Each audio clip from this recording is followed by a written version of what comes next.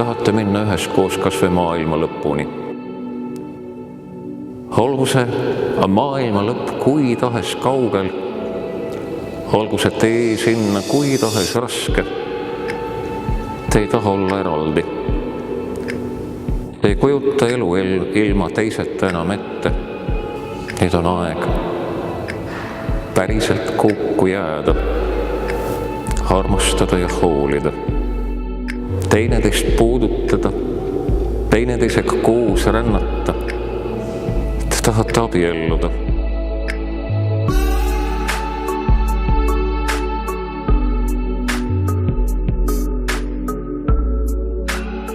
Kui te kangesti armastate ja hoolite, saate te veel väga palju imestada, kui palju ilusat teisest inimesest veel välja tulla võib, sest armastus teeb imet.